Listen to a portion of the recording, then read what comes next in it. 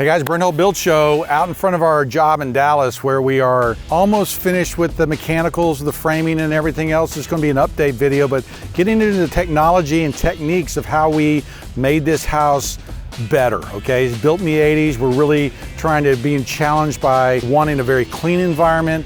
How do we do that? How do we accomplish that? We did it by working on the foundation, sealing that up, putting a really good HVAC unit in.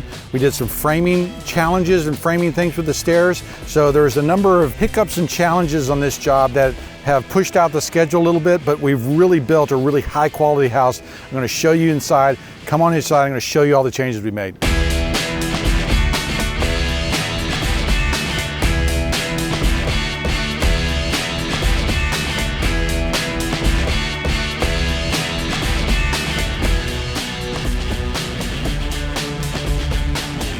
Okay, so one of the challenges on this house was the pier and beam foundation. Most of the houses built in Highland Park are pier and beam, not really a slab market, right? So this was built in the 80s, as we've talked about in the other video, and so we had a pier and beam foundation. The problem is that we now know with kind of good build science is that a lot of moisture, vapor, and other things come up out of the ground and you want to seal that.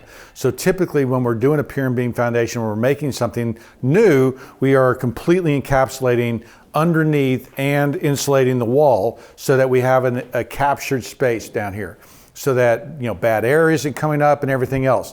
In this case, the floor was, or the dirt was probably 2 feet off the bottom of the joist, okay? We also had water in a number of these spaces. So in heavy rains, we had water that would actually come in under the house and just sit there for a while and it would slowly dry up. So not a good situation if you're looking for a healthy environment, moisture, all the other things, humidity that would come with that, bugs and everything else. So we had to fix it. We dug down probably an extra 2 feet below this, okay?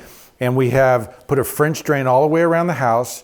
There's a French drain and 2 sump pumps in this crawl space, gravel across the whole bottom of this thing. Then we took our closed cell foam and closed cell foam everything under here. So now we've got an insulated floor here. We've really, if you figure that the earth is at 55 degrees, right? Sometimes if you have a slab house like my house, the floors can be cold. And in the winter, that's really, it's not comfortable, right? In the summer, your dogs love it, but it's not just wonderful. So by insulating that, we stopped that cold air from coming up into the house. And so now we have insulated with closed cell foam from right in our top of our joist down underneath.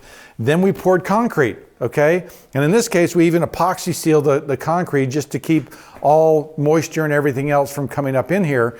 Not that it could at this case. We spent a long time, working to get the house right, okay? And their house really wasn't built great before that. I don't know how you can provide that clean environment for your client without doing this kind of encapsulation and closing off all this area underneath here that allows you to seal things off, not only for comfort, but also for health. So one of the technical things that we're doing in this house is the HVAC system and managing that from a completely engineered point of view. In other words, the customer really wanted almost a hospital grade HEPA filter, hospital grade air filtration system. We manage the moisture coming out of the ground and then building the system itself. We've got dehumidifiers and humidifiers, right? We've got this system of HVAC units underneath the house, all these kind of things to manage moisture and manage the air quality. In the walls, we are doing a cellulose in the walls, rock wool in the attic. We are going to do an aero barrier finish inside here to really seal this house up, built in the 80s.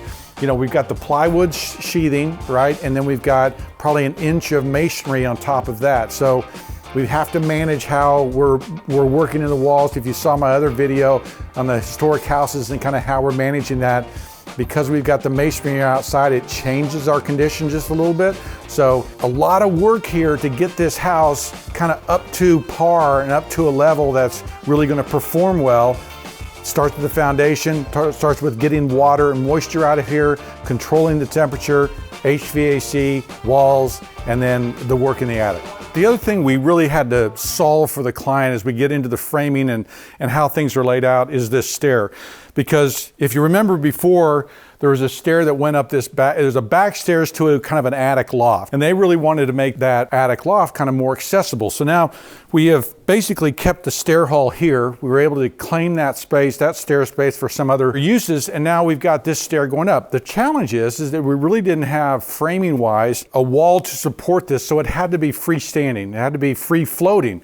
So you'll notice that it's made of steel. And it was a steel box that was made, then it's been clad in plywood, and so that we can build our conventional stair off there. But because there was no place to hang it, it had to hang from here and go to there and be completely self-supporting. Took a little bit of time to get it here, but it really solves a lot of problems for the customer.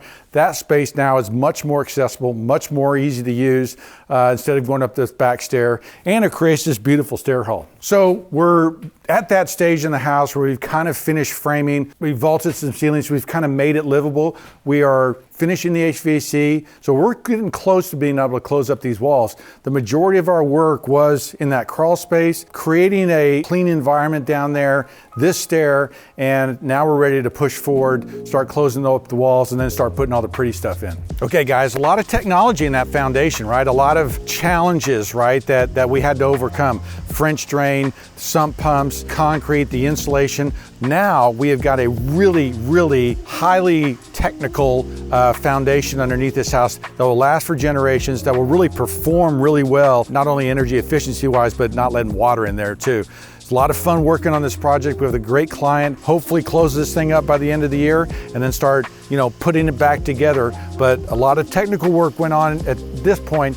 Hope you guys enjoyed it. Hope those updates helped. Be sure to follow me on Instagram and Facebook, Hull Millwork Hull Homes.